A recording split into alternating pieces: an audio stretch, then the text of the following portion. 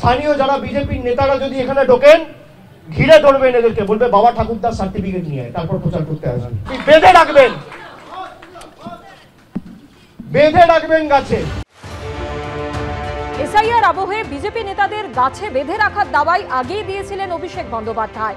প্রায় একই সুরে গাছে বেঁধে রাখার হুঁশিয়ারি দিয়েছেন বাসন্তীর তৃণমূল বিধায়কও। আমরা কিন্তু তাদেরকে গাছের গায়ে বেঁধে রাখবো।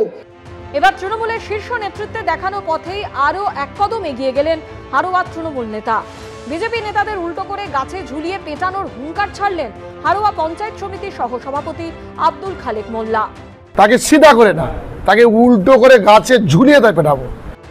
মঙ্গলবার থেকে এনুমারেশন ফর্ম নিয়ে বাড়ি বাড়ি যাবেন বুথ লেভেল অফিসাররা। শনিবারই শেষ হয়েছে বিএলওদের চূড়ান্ত প্রশিক্ষণ। তৃণমূল সূত্রে খবর, শুক্রবার দলের 18,000 নেতা ও পদাধিকারীদের নিয়ে ভার্চুয়াল বৈঠকে এমনই নির্দেশ দিয়েছেন অভিষেক বন্দ্যোপাধ্যায়। এরপরে হারোয়ায় বুথ লেভেল এজেন্টদের দায়িত্ব সামলাবেন যারা, শনিবার তাদের নিয়ে একটি বিশেষ সভা করেন হারোয়ার তৃণমূল নেতা আব্দুল খালেক মোল্লা।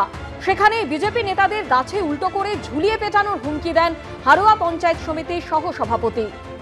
আমাদের ভোটার, বৈধ ভোটারকে যদি বাদ দেয়, আমি আজকেও বললাম, বিজেপির কোনো লিডার যদি এই মোস্তানি করতে আসে, তাকে সিধা করে না, তাকে উল্টো করে গাছে ঝুলিয়ে তাই পেটাবো।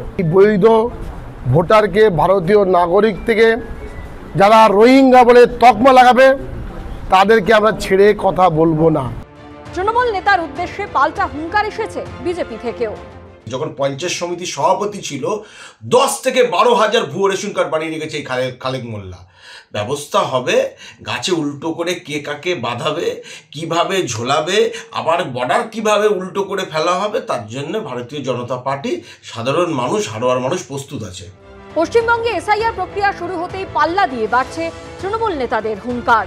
কোনো বৈধ ভোটারের নাম বাদ গেলে কেউ দিচ্ছেন লন্ডভন্ড করে দেবার হুঁশিয়ারি, কেউ রক্তগঙ্গা বইয়ে দেবার কথা বলছেন, কেউ আবার বিএলওদের বেঁধে রাখার দাবাই দিচ্ছেন।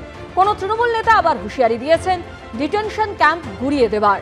এখন প্রশ্ন হলো, এসআইআর এর কাজ শুরু হতে না হতেই যদি এরকম হুমকি হুঁশিয়ারি দিতে থাকেন নেতারা, তাহলে ভোটের সময় কি হবে? সমীরণ পালের রিপোর্ট, এবিপি আনন্দ, উত্তর 24 পরগনা। আমাদের ভোটার, বৈধ ভোটারকে যদি বাদ দেয়, আমি আজকেও বললাম, বিজেপির কোনো লিডার যদি এই মোস্তানি করতে আসে, তাকে সিধা করে না, তাকে উল্টো করে গাছে ঝুলিয়ে তাই পেটাবো। বৈধ ভোটারকে, ভারতীয় নাগরিক থেকে যারা রোহিঙ্গা বলে তকমা লাগাবে, তাদেরকে আমরা ছেড়ে কথা বলবো না।